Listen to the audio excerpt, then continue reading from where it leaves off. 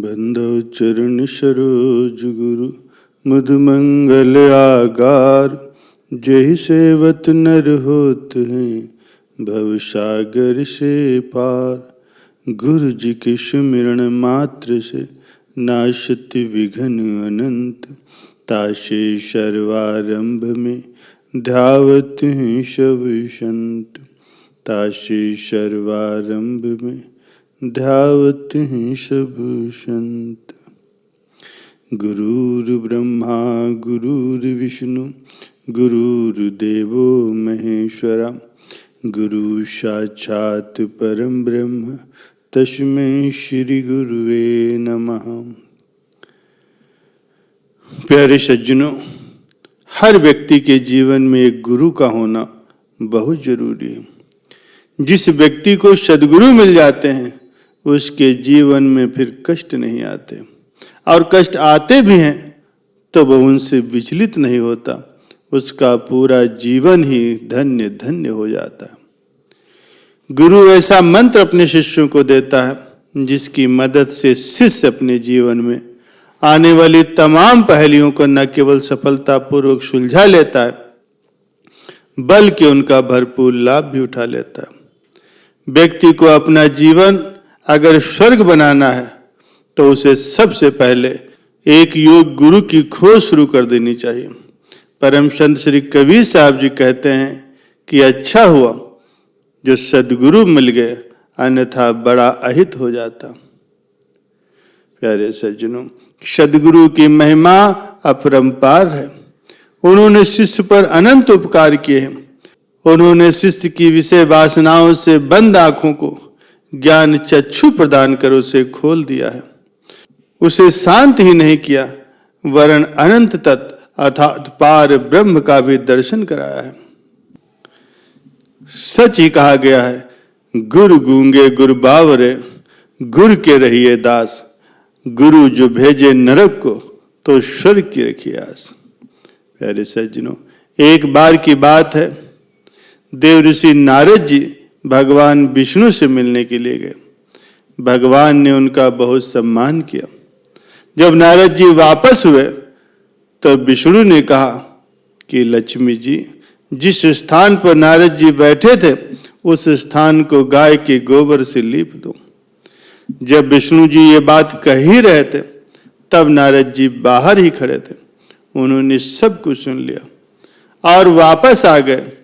और भगवान विष्णु से पूछने लगे कि हे भगवान, जब मैं यहाँ आया था तो आपने मेरा खूब सम्मान किया, लेकिन जब मैं जा रहा था तो आपने लक्ष्मी जी से ये क्यों कहा कि जिस स्थान पर नारद जी बैठे थे उस स्थान को गोबर से लिप दो।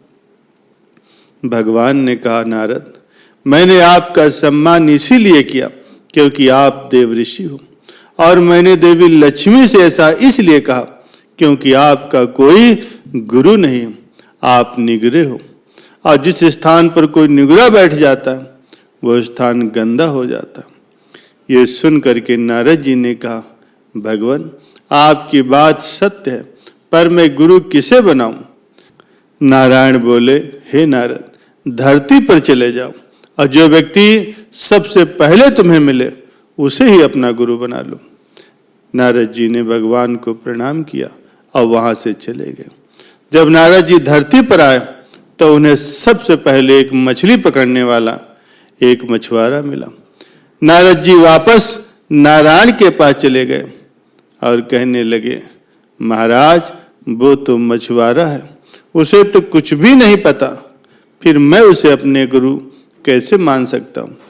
ये सुन करके भगवान ने कहा, नारद जी, अपना प्रण पूरा करो। नारद जी वापस आए और उस मछुआरे से कहा कि आप मेरे गुरु बन जाओ। पहले तो वो मछुआरा माना नहीं, बाद में बहुत मनाने से मान गया। मछुआरे को राजी करने के बाद नारद जी लौटकर भगवान के पास गए और कहने लगे कि हे भगवान, मेरे गुरु जी को तो कुछ भी नहीं आता, वे मुझे क्या सिखाएंगे। ये सुन करके विष्णु जी को क्रोध आ गया। उन्होंने कहा कि नारद, तुम गुरु निंदा करते हो, जाओ मैं तुमको श्राप देता हूं कि 84 लाख योनियों में तुम्हें घूमना पड़ेगा। ये सुन करके नारद जी ने दोनों हाथ जोड़ करके कहा, हे भगवान, इस श्राप से बचने का कोई उपाय भी बताइए। भगवान नारायण ने कहा, इसका उपाय जाकर के अपने गुरुदेव से पूछो। नारद जी ने सारी बात जाकर के अपने गुरुदेव को बताई। गुरु जी ने कहा, ऐसा करना, भगवान से कहना कि 84 लाख योनियों की तस्वीर धरती पर बना दे और फिर तुम उस पर लेट करके गोल गोल घूम लेना। और विष्णु जी से कहना कि मैं 84 लाख योनियों में घूम आया हूँ, मुझे क्षमा कर दीजिए, मैं आगे से अब गुरु निंदा कभी नहीं करूँगा। नारद जी ने विष्णु के पास जाकर ऐसा ही किया। उनसे कहा कि 84 लाख योनियां धरती पर बना दो और फिर उस पर लेट करके घूम गए और कहने लगे, नारायण मुझे क्षमा कर दीजिए, मैं आगे से कभी भी गुरु की निंदा नहीं करूँगा। ये सुन करके विष्णु जी ने कहा, देखा नारद, जिस गुरु की तुम निंदा कर रहे थे उसी ने तुम्हें मेरे श्राप से बचा लिया। नारद जी, गुरु की महिमा अपरंपार होती। गुरु गूंगे गुरु बावरे, गुरु के रहिए दास, गुरु जो भेजे नरक को तो स्वर्ग की रखिए आस। चाहे गुरु गूंगा हो चाहे बावला हो, तो भी गुरु के हमेशा दास रहना चाहिए। गुरु यदि नरक को भी भेजे तब भी शिष्य को यही इच्छा रखनी चाहिए कि मुझे स्वर्ग प्राप्त होगा, अर्थात इसमें भी मेरा ही कल्याण है। यदि शिष्य को गुरु पर पूर्ण विश्वास हो तो उसका बुरा स्वयं भगवान भी नहीं कर सकते। प्यारे सज्जनों, गुरु के वचनों पर विश्वास रखने वाले का उद्धार निश्चित होता है। कहा भी गया है, सद्गुरु वैद्य वचन विश्वासा। श्री सद्गुरुदेव को अपना समर्थ वैद्य मान करके उनके श्री वचनों पर अचल विश्वास रखें। प्यारे सज्जनों, गुरु की महिमा का वर्णन करना आसान नहीं होता। गुरु के प्रति वो आस्था और विश्वास ही है जो मनुष्य को ईश्वर से मिलाता है। गुरु एक शब्द है, कोई शरीर नहीं। क्योंकि जो गद्दी पर व्यक्ति बैठता है उसकी पहचान उस गद्दी और पद से होती। पद की गरिमा गुरु से बनती। गुरु मार्ग दिखलाता है और मनुष्य उनका अनुसरण करता है। इसलिए गुरु का कर्तव्य है वो मनुष्य को सही मार्ग दिखलाए। प्यारे सज्जनों, गुरु चाहे अपने शिष्य को कोई कटु वचन भी बोले तो भी उसे सिरोधार्य करना चाहिए। गुरु कभी अपने शिष्य का ना तो अहित करते हैं और न ही कभी होने देते। गुरु किसी से पक्षपात नहीं करते और जो पक्षपात करते हैं वो गुरु नहीं हो सकते।